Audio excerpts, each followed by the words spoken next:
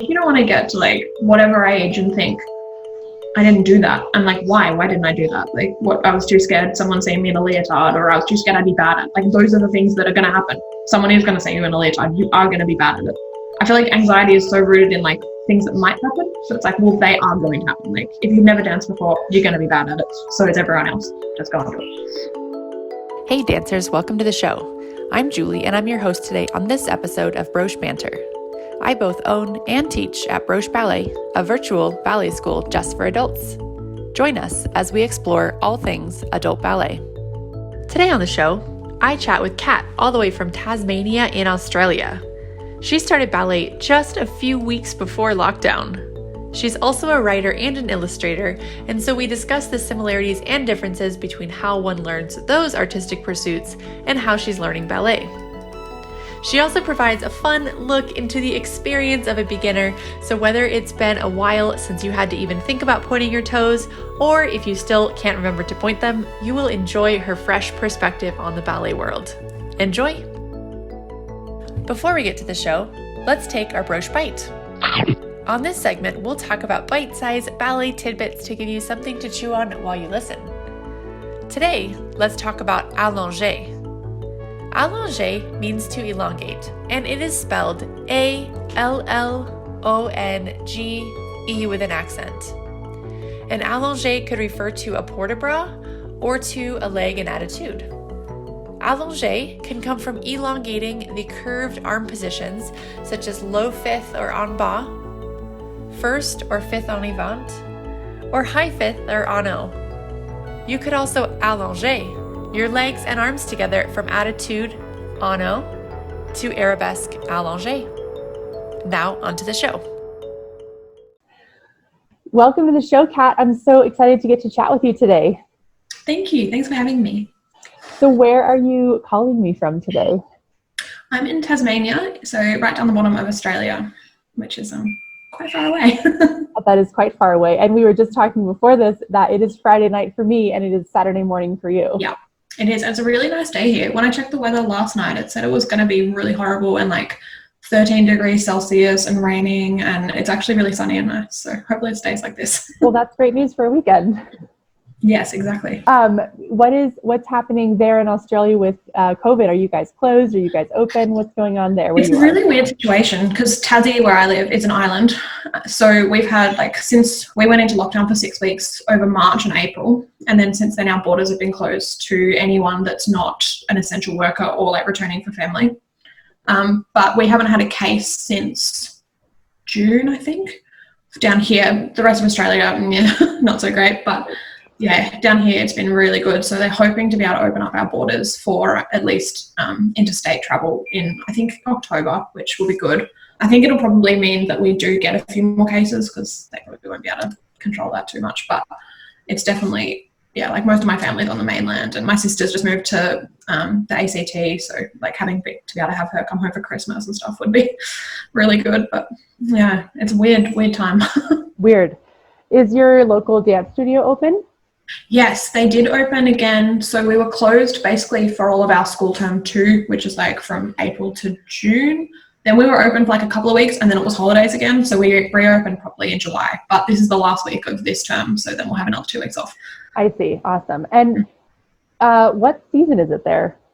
It's just come into spring. Yeah. Okay. And we're just starting fall. Yeah. Fascinating. Yeah, it's weird. I'm so jealous of your fall. Every year I'm I just want to be in the UK or the US, or we don't really do it's we call it autumn, but it's not really I feel like fall in everywhere else is such a feeling and a vibe, but here it's it's windy and cold, and we don't do anything.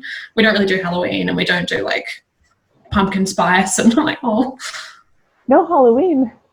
Not really. It's it's one of those things where people go, oh, that's such an American thing. I'm yeah, but it's fun. I want to dress up. We do it a little more now than it used to be, but it's it's not a super big thing. You might get kids knocking on the door, but yeah. So there's no Halloween ballet class, you're dressing up for ballet class on Halloween. I think so. I didn't do ballet last year. This is my first year, but that I don't know. But if there's not, I want there to be. I might have to ask my school. That would be really fun. I'm a huge fan of costume Halloween ballet class. Yes. It's so great. Oh my gosh. Okay, yeah, no, I'm going to ask Lisa today. I think it's worth an ask. Yeah, definitely. Okay, so this is your first year of ballet. That's exciting. Yes. So has it Yeah. been an entire year, or did you start in 2020? I started in February, so for like term 1. Yeah. Well, that is rough timing to start ballet. Yes. Yeah, I think we had 7 weeks, my first year class, and then we went into lockdown. So my teacher was really good. She did some she didn't do any, she did do a couple of Zoom lessons, but she sort of recorded a couple of classes and put them on Facebook so that we could at least access them at home. But yeah, it was like just starting to, know what a plie is, and then suddenly you're like, no more. Oh, that's so sad. That's perhaps like the saddest time to get cut off from it. No. It's like you can't really do that much at home because you still don't know the terms, and there's no one to tell you if you're doing it right. And yeah, it sucked. Totally right, because you're so fresh to it all, so it's like really hard to figure out what's going on. Oh my goodness. Yeah, exactly. It was hard. So what got you excited to start it? Have you always dreamed of it, or is it, When I was really little, I did it. I think I was like 5, and I really liked it, but I had a really nasty teacher, and like I was quite a chubby little kid, and I was not a good dancer, and she was like on to my mom about like me losing weight and all these and going on about like all the costumes were super expensive and they wouldn't fit, and my mom just ended up pulling me out and being like, no, like that's not the right vibe for a 5-year-old. No. And then I've always wanted to go back and do it because I'm not a good dancer. Like, anything that's not ballet, like I could never ever even in a million years dream of doing. But I feel like ballet, because it's so like, I don't know, it's not that it's slow. What I do is slow. And like some of the movements are so isolated that I can like focus on getting them right. So I feel like I'm a little bit less unco at it. But yeah, I don't even remember why I had decided to sign up. It was like a spontaneous thing. I was like, I wonder if they do adult ballet here. And then I Googled it, and then I emailed and was like, can I start? And she was like, yeah, you can start in February. And I did. I was like, okay. Random. I think I saw like JoJo Ballerina on Instagram or something, and I was like, oh, I want to be her. Yeah, she's awesome. Isn't she so pretty? She's so lovely. She's so cool. What did you wear to your first class?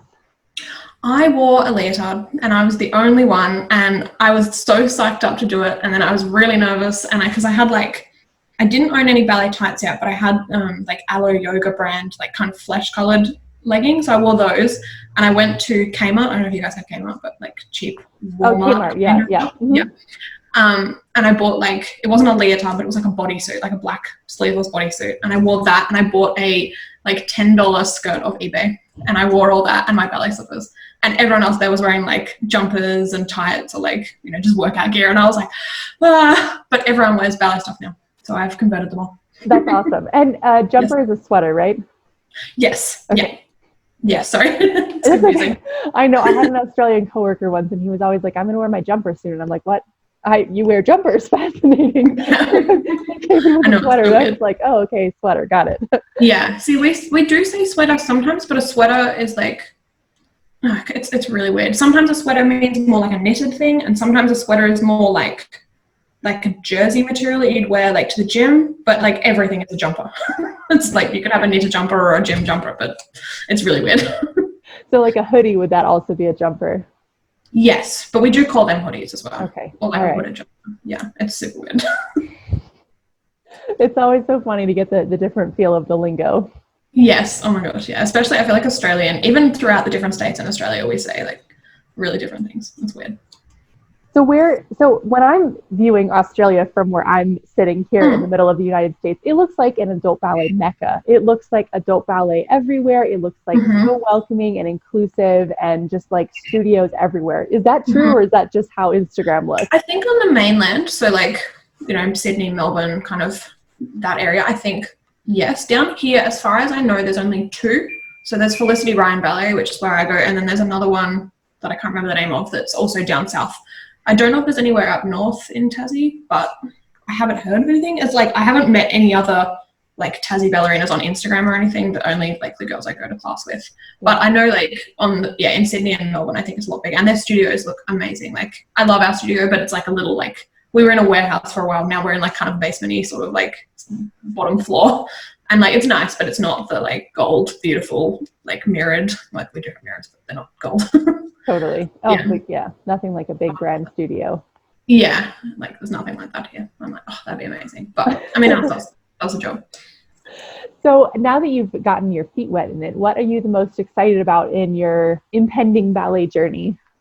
Definitely going on point. That's like my just goal of life. Like even since I was little, like I used to like walk around, like try and go on point in my runners or like my sneakers or like any shoe. I just thought it looked so cool. But I think like at the moment, I mean, like I'm very, very new still. And like my teacher is very, like I've seen a lot of adult ballet students who get to go on point maybe like within a year. And I said that to my teacher and she was like, your ankles would be strong enough, you'd be fine, but like you can't dance ballet yet. Like we're still doing such beginner work. So I think it'll be a couple of years before I get there. But I think at the moment, like I'm just trying to pick little goals. Like I'm not very good at jumping because I'm not a very like explosive person. I'm good at like Adagio and like the slower stuff. But even things like échappé and like the sort of more explosive movements, I struggle with those. So hopefully like working on those is sort of a small goal at the moment that'll hopefully lead to bigger things. Well, it'll certainly lead to helping you with point work when you get there because it's very explosive to get up there onto the points. Yeah, exactly. And like I think my teacher said that because I do have quite strong ankles and they're like strong but flexible. So she was like, once you go on point, it'll look great, but it's just getting there. So, but I'm just excited to like, again, because Tassie's quite small, like there's only one shop here that stocks point shoes. And like our teacher recommended we probably like go over to Melbourne or something for a weekend and get fitted at like a block shop or something like that. So like the whole thing is like just this big exciting thing in my future that I'm just can't wait to do. It's a pilgrimage. Yes. And like the girls that I do ballet with, like we're hoping we all like kind of get there at the same time so we can make like a weekend of it, and it should just be really fun. So fun. It's really like a day, like it really is a day to remember. I think point is one of those things where once you get the shoes, it's like it's a whole new world, right? It's a whole new world once you get the shoes. It's so hard, but in ways you didn't even think you'd never heard of it being hard before. It hurts in new way. It hurts in ways you didn't think it would hurt, and doesn't hurt in ways you would think it would hurt. Yeah. That first day when you get to the shop and they put the pair of shoes on you and they're like, now step up, and you're like, oh, step up right now. Oh, I'm so excited. It's so exciting. It's like I know it feels like being a little kid again. I think especially that's what like I always think like, oh, I wish I'd done ballet like when I was younger, you know, for longer, blah blah blah. But then I think like I love it so much now. Like I go to class just smiling and I leave the same. And like if I had done it as a kid, like I wouldn't have that first experience of everything as an adult, and I think you appreciate it a little bit more maybe. Yeah. Oh, for sure. I mean, I think adults appreciate everything more than kids do. We just have more. We just have more under our belt. It's a different experience. Yeah, and it's like I don't know, like appreciating what like your body can do. Like I'm not old, but like I'm 25. I'm a lot less flexible than I was even when I was like 15. So when I can do something, I'm like, oh my god, like I can get my leg there, or I can see it getting better. It's crazy. It's exciting when you see your body change, when you see your abilities change. It's very exciting. Yeah, you're like, oh, like because I feel like week by week, like it's kind of hard. You're like, oh, like I still can't do that. And then, like I try to film myself and take photos so that I can see. And I do see, I'm like, oh, like when I started, you know, my développé à la seconde was like really low. And now it's up here. Like, I'm like, oh, like I am changing. It's fun. It is super fun. Yeah, it's super fun to see all that start working. How many people are in your class normally in school? What is your school like? So at the moment I do 2 group classes. So ours, it kind of works like I started in adult ballet absolute beginner 1. That was the name of my course. And then we just moved into this term, we moved into the 2nd beginner class. And then my teacher also asked if I wanted to start the 3rd beginner class because she was like, oh, like I think it'll help you. So I'm doing 2 and 3. But they're still like absolute beginner. But in the third term or 3rd level class, there's probably 8 or 9 of us. But in my number 2 class, there's only 4 of us. Nice. Sometimes, but it's really small. That's a fun little group. Yeah. It's fun. I'm starting a private lesson tomorrow as well, just every couple of weeks. So that'll be hopefully I'll be able to focus on the things that are hard. Try and get better at those so I can do them in a group class because it's hard. Even with 4 people, like you don't, like Lisa doesn't have time to give us all a lot of attention, which is fair enough, but it means like some of the stuff that I'm not very good at, it happens and then it's done and then I'm still no good at it. Yes, that does sound like how a lot of ballet class goes. Yeah, you're like, oh, thank God that's over. We'll just leave that for next week. Yeah, definitely. Totally. So you're taking a couple of days a week and you've got private lessons. That's a lot of ballet. That's awesome. Yeah, I think like when I first started, like once a week was fine. And then, I don't know, I think especially when I started like looking at like like Instagram and like finding the ballet community there, I was like, oh, like for like once a week isn't fine for like, for me at least. It was fine for like, you know, just a fun little hobby, but for actually wanting to get better at it and like, you know, I'm never going to dance professionally or anything, but I'd like to be in like the concert one year or something. So I'm like, I think doing a second class, as I've definitely found like I've improved a lot more doing 2 hours instead of 1 sort of thing. And then I do a bit at home and yeah. Well, it's literally twice as much, right? Yeah, exactly. It's funny though, like I was feeling a bit like, oh, I'm no good at this the other day. And then I worked out the amount of hours I've ever done ballet, and it was less than 1 week's full-time work. And I was like, oh, like you wouldn't start a new job and then after a week think that you should know everything. So I'm like, I think that's a good perspective for me to have, because I am very much like why aren't I good at this yet? Like I'm doing it for 2 days, like I should be perfect. And then sometimes that makes me want to stop, but I haven't with this. So I think the small incremental growth definitely helps with that. That was a smart idea to check how many hours you've been doing it. That's a really good perspective, because especially for adults with professional careers and doing something else, you know how long it takes you to be good at your job, right? And usually you take 3 months of full time before you're considered like useful to your employer, right? Yeah, like you're still like, after a week, even, you know, I work like in admin sort of work, and like we had a new lady start last week, and like the first week I didn't really get her to do anything. Like it was like, just, you know, get the lay of the land. You know, it's more like, oh, where's the toilet in this building? Like you're not going to be amazing at your job. And I was like, oh, like I've literally done ballet for like 36 hours or something in class. It's like, okay, they say it takes like 10,000 hours to master a skill, so I'm never going to get there probably, but 36 hours, yeah, I can kind of put that into perspective. Yeah, that's really, I think I've never thought of it like that before, but that's a really smart idea. Thank you. So you mentioned having gotten discouraged in other things in the past. What other kinds of things have you tried in your life that you were excited about, or maybe not even as excited as this? I did try hip hop once, I will admit. I was not good at that. I wasn't that excited about that, but a friend of mine really wanted to do it, and she convinced me to go with her, and I was not good, and I did not go back. And again, I think that just kind of put me off dance for a while, which was sad, because I mean, I love ballet, so, and there's probably other dance that I would like that isn't hip hop. I think hip hop is amazing, but I'm no good at that. Yeah, I don't know. I feel like just there's lots of little things that, like, you know, like I'm an artist and a writer as well, and there's certain days where like I'll just draw something and I'm like, oh God, why am I doing this? Like it's horrible, and it just makes me want to not do it anymore. But I think that's just a bit of kind of part of my personality that I need to work on. Not giving up. Like I don't necessarily give up, but just that like immediate gratification that I seek isn't always going to be there for things, especially something like ballet. Yeah, so true, so wise. It's true, and I'm sure with your art and your writing, it's more about the consistency and how often you do it and how regularly you do it versus the particular individual sessions. Yeah, that's exactly right. Like, yeah, there's like things that I've worked on for a long time, or like I'm writing a children's book at the moment and illustrating it, and like when I look at that as a whole, I'm like, oh, like look what I've done. But sometimes I'll be working on just a piece of it, and I'm like, oh, why am I doing this? I'm terrible. No one's ever going to buy this. It's never going to be like worth anything. But then, yeah, when I flip back, I'm like, oh, like I've actually, you know, done something and spent quite a lot of time on this. Like, don't think like that. This is amazing. So you are an illustrator, artist, writer. That's awesome. How did you get into that? I've sort of it's something I've done, I don't know, my whole life. Like I've always loved writing and drawing, and I just finished my bachelor's at uni, and I did it in communication, but it was sort of quite an open degree. So I did like a fair bit of design and a bit of like creative writing work in that as well, which kind of, I guess, gave me more of the push to want to pursue it a bit. And I started freelance writing and like kind of freelance illustrating as well last year around September. So it's sort of just been like something that was always a bit of a hobby to something that now makes me a very, very small amount of income, which is exciting.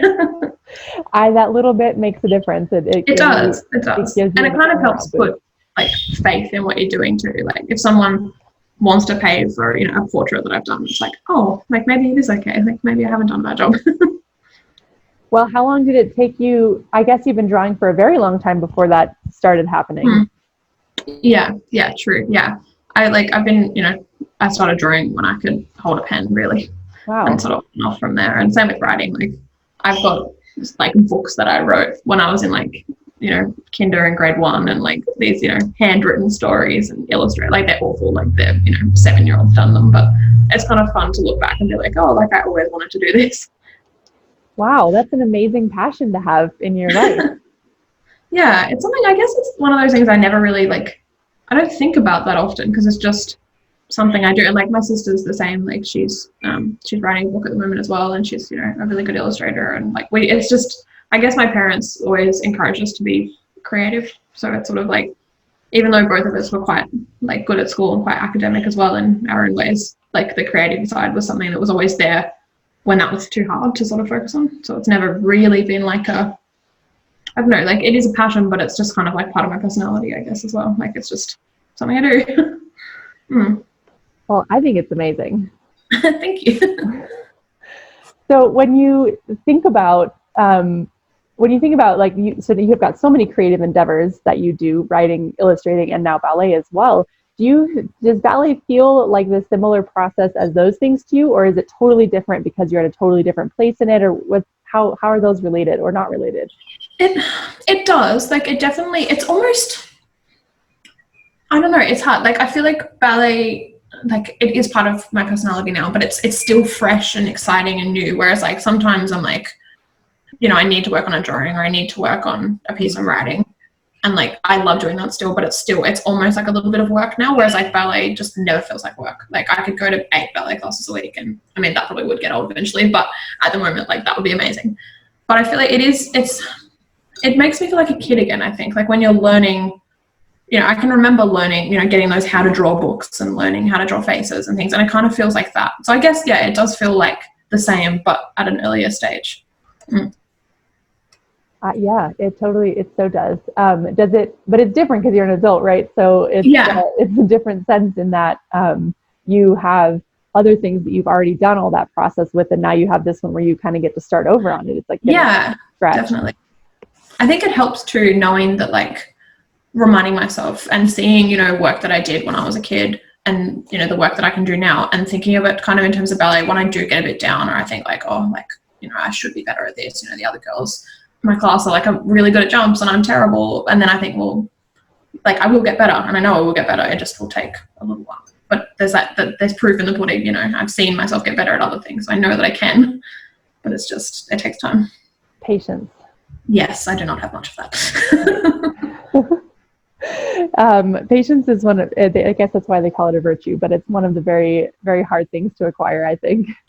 Yes, absolutely. It's something I don't think I was born with, and it's something I've worked on a lot, and I still don't have a lot of it, but yeah, it's definitely important in something like ballet. Even just in class, like the patience to finish your pliés. Like sometimes I'm like, oh God, because I have a really shallow plié. So plié for me is like a really hard, like grunt of an exercise. So doing that, it's like, I just want to be over. Oh, it's done. And then I'm like, okay, well now that it's done, I'll probably be a little bit better at it next time because I did work hard on it.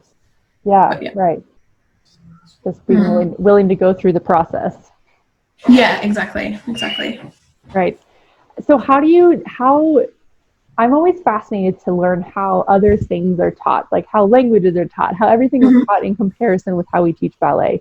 Do you recall back to like how you teach someone how to draw or how you teach someone how to write, and how is that being taught as opposed to how you're learning ballet from the beginning?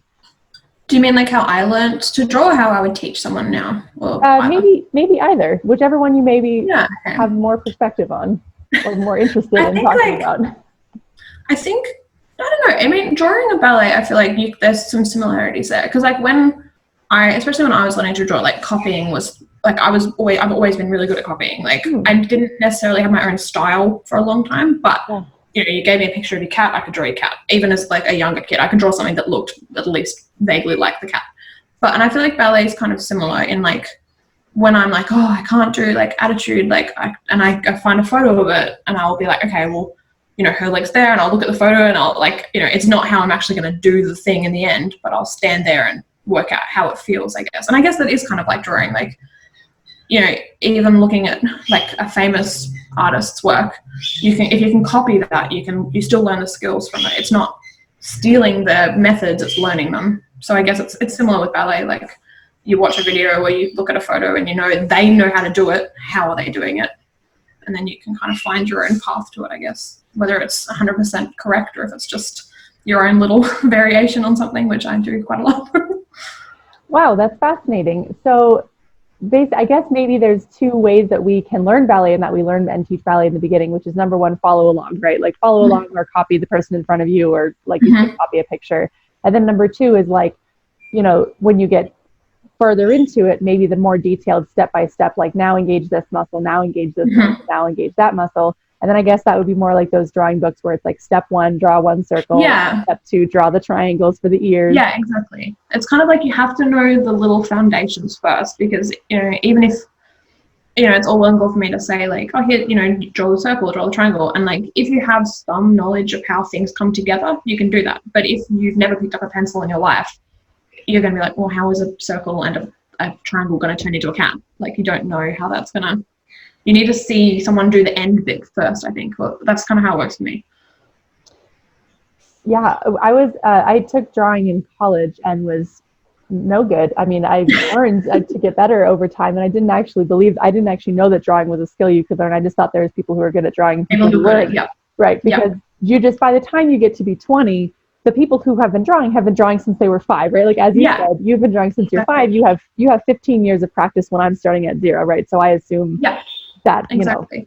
You know, now I think having gone through this whole journey with ballet, I think I would question that idea anywhere, but still. Yeah. When I took the drawing class, in the beginning, we did do a lot of copying and still lifes, but then I don't think I started understanding it until they actually showed us how like perspective works. And then I was like, oh, so that thing over there needs to be smaller, and that's how you get it to work, or like how contrast works, or how colors work. And then I was able to understand and actually be able to copy. Yeah, it's like the theory behind it. Like, and I think that's the thing with ballet. Like, for me, that's the difference between like someone who might do ballet just as a form of exercise, or, you know, just their fun Saturday afternoon thing, which is like totally fine, and everyone should do that because it's fun. And then someone who, like, you know, I want to learn all the terms, and I want to know, like, you know, I want my teacher to critique me and tell me for the millionth time to point my toe, or like heel to the floor, or like all the things that I constantly need to be told to do. But there's like those two different steps, I guess. Yeah, like you can be a really good artist to someone who doesn't know artwork. You know, you can draw a picture and someone will be like, oh, I love that, like, thanks so much. Or then you can see someone who has studied it and does know your perspective and black and white shapes and negative space, like all these things that you kind of, you do learn at school, or you sort of pick up along the way. And they can draw something that's the same. You can say like, oh, like that's what. It's like the difference between like talent and like hard work, I guess. It's like, there are people who are just good at, you know, we all knew that 5-year-old that could draw way better cars than everyone else. But like, once they put in hard work as well, I think you need like the good mix of it. I agree. If you're just good at it by itself naturally, I don't think you'll find it as interesting as if you had to work for it. Yeah, definitely. And I think that's the thing with ballet for me. Like, there are a couple of people like that I've met at my school who like might be returning students. You know, they did do it till they were like 14 and then they stopped or whatever. And like they still love it in a different way, but I'm experiencing it all just completely for the first time. So it's like, you know, people get like, oh God, I don't want to do like Adagio, and I'm like, yes, I want to do that. I love it. It's my favorite part of the class. Everyone else hates it. I'm with you. Adagio is my favorite part. I'm like, let's just never move fast ever. I'm totally fine with that. I'm not a fast moving person. Like, I'm like a little sloth.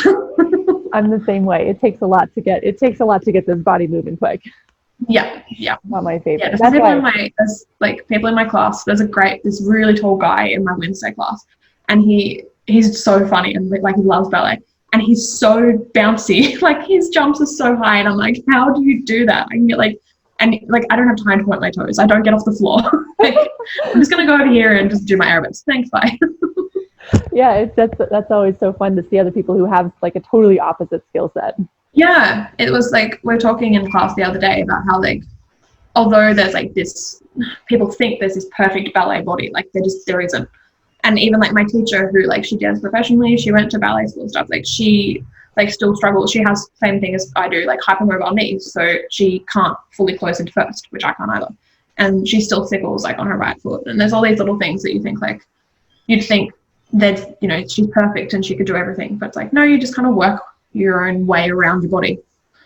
Which like, yeah, like when I first started, I was like, why can't I close my legs? Like, why do my heels not touch in first? And she was like, oh, like you're hypermobile. And I didn't even know that. And then I was like, oh yeah, my leg kind of goes like, it's bent like the other way. So it's like a whole new thing that I have to learn to, balancing in arabesque, like I have to really shift my weight in a different way than someone who has a perfectly straight leg. It's like all these little things that you have to work for your own body. I heard it called once a negotiation with your body. Oh yes, I like that. That is a very good. Yeah, I'm going to use that. I think. Yeah, I thought that was. That's what it feels like. Yeah. You're like, what are we going to be able to do today? Because there's always something every class that you're like, no, that didn't go as well as I thought it might. But like, if I can trade that off for something that went a little bit better, that's a good negotiation. That's right. And I'm like, all right, legs, here's what I'm going to need you to do. I'm going to need you to move this fast. And they're like, okay, well, I can give you this fast. I'm like, okay, well, at least it's okay. Or at least, okay, fine, I'll take it. Yeah. Yeah. I'm like, all right, fine. If I can't do my pas de chat good, can I just have the glissades? Yeah. Okay. Good. We can get that one right. That's fine. That'll do for this week. That's right. Negotiation, prioritization, these are all things that work. They should all be things in ballet class as well. Yeah. And I think there's like little bits where like things don't become part of the deal anymore. Like we've been doing, we always do like a pretty similar like tendu combination. And like my body says, okay, I can do that now. Like we don't have to think about that anymore. Yeah. Like there's things that like I just know how to, very basic things, but I can do those now. And then there's other things that require a lot of like mental combat almost to be like, no, come on, we're going to give it a try. Mental combat. Yeah, sometimes that is very accurate as to how it feels. Tom levee for me is that, my body does not like that. Like, I just don't get off the ground. That's very hard. I'm sure I have not jumped in a long time. I'm sure a ton levee would not be the first thing I would try. No, it's so hard. It's so hard. And like, just there's so many things to think about. Like I used to swim a bit as a kid, never like competitively, but like I did like swimming lessons for a long time and I loved swimming. And it was so hard for me to learn how to do like breaststroke, to do the arms and the legs. And I feel like it's the same with ballet, like doing something like tourne levee where I have to think, okay, I need my arabesque arms. Yep. Okay. Third. Yep. Okay. Now I also need to remember to not go in parallel. Okay. Fine. Okay. I need to bend my leg when I come back down. I need to point my toe when I'm in the air. I need to remember that this leg has to go back and also should point and should be somewhat high. It's just too many things. So I watch myself in the mirror just kind of galloping like a horse that's just learned to walk. And I'm like, oh, if I did one of those, if I remembered not to do this with my head, because I always look up as well, that's fine.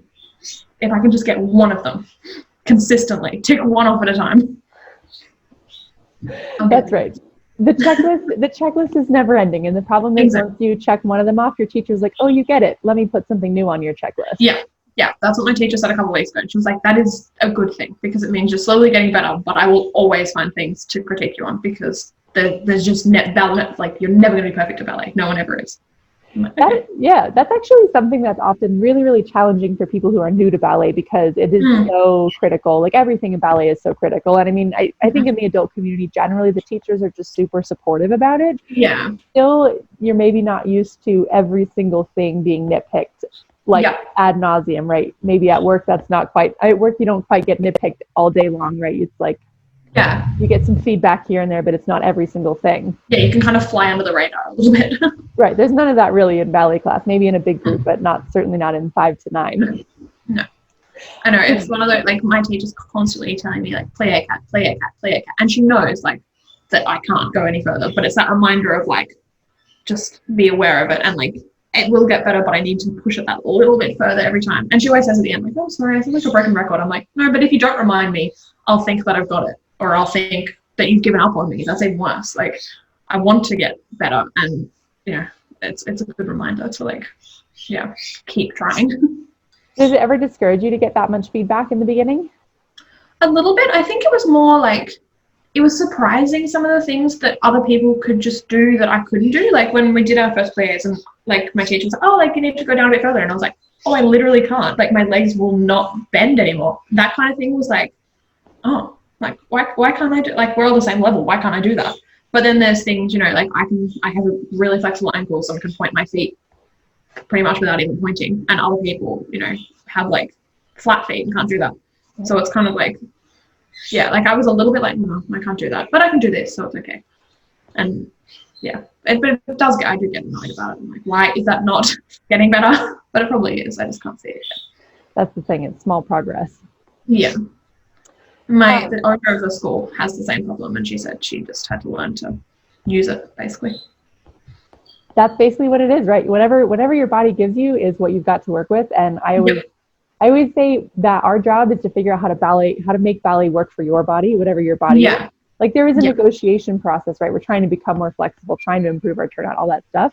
But we want to figure out how to make ballet fit on ourselves. Yeah, exactly. It's not like, you don't want to be constantly working. I mean, you do want to be constantly working, but it needs to be fun now. Like, it's like having a wardrobe full of clothes that don't fit because you're trying to lose all this weight. It's like, well, you need clothes that fit now.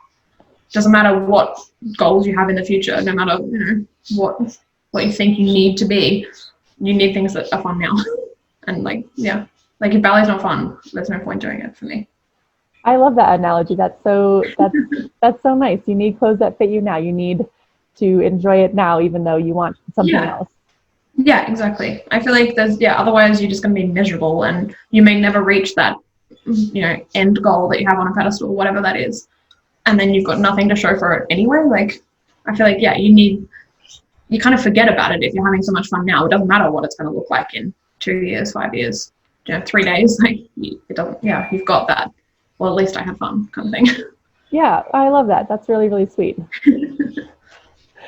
So to wrap up here, I love that you're so new in your ballet journey, because a lot of people listening to our show are new and they're hearing from people who are 5-10 years down the line.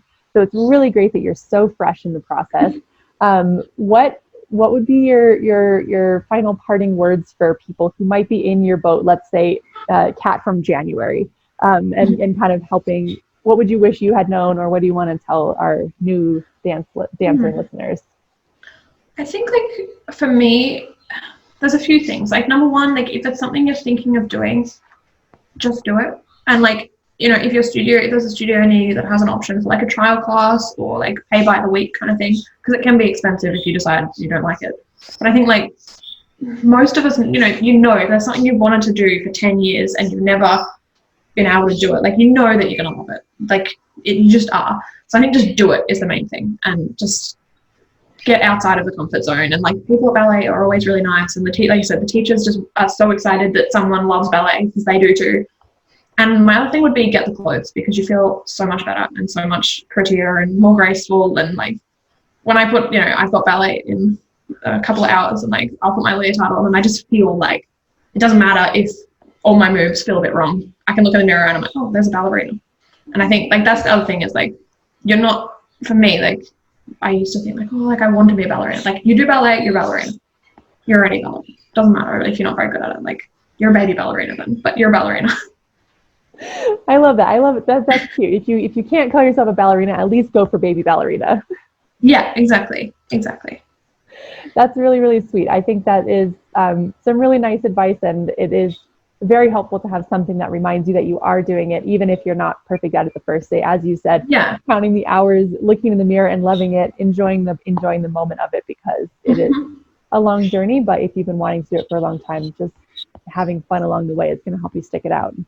Exactly. And, like, you don't want to get to, like, whatever age and think, I didn't do that. And, like, why didn't I do that? Like, what, I was too scared someone seeing me in a leotard, or I was too scared I'd be bad at. Like, those are the things that are going to happen. Someone is going to say you in a leotard, you are going to be bad at it.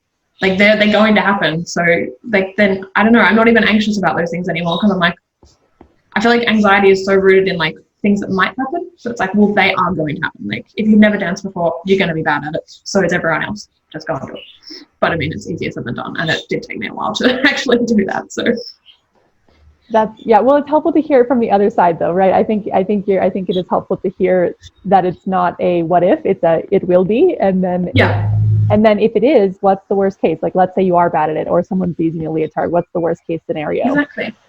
Exactly. Like, if you go somewhere and people are mean and say, like, why are you wearing that, or you're really bad at it, you don't want to be there. Like, go find somewhere else. Like, it's not you. It's never, like, those situations, like, it's never your problem. It's okay, we'll go find another studio or do some of the classes online, or, like, there's always another way. You don't have to be in, like, a horrible position, but it's worth putting yourself out there, I think. Amazing. Well, thank you so much for your time today, Kat. It was so fun to get to know you. I love your ballet journey so far, and I'm excited for the day you get those point shoes. Yes, me too. I'll be very excited. Very excited. Awesome. Well, thank you again. It's been so fun to chat. Thank you. Thanks for listening today, dancers.